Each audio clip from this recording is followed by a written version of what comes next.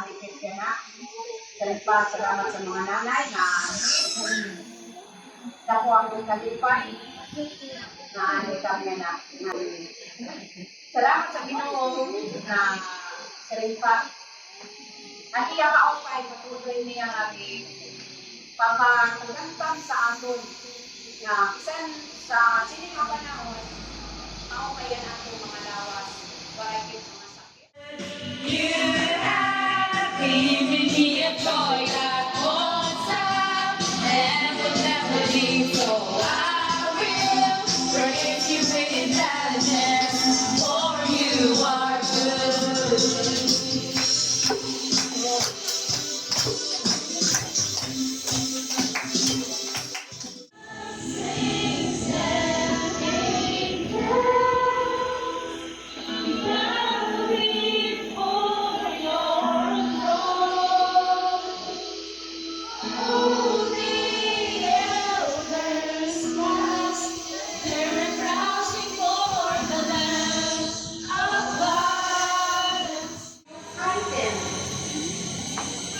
Do you still have no faith?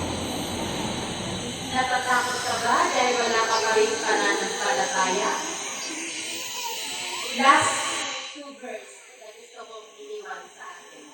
Luke chapter 1 verse 37. For with God, nothing shall be impossible. Ay sa Diyos, wala'y good impossible. Captain.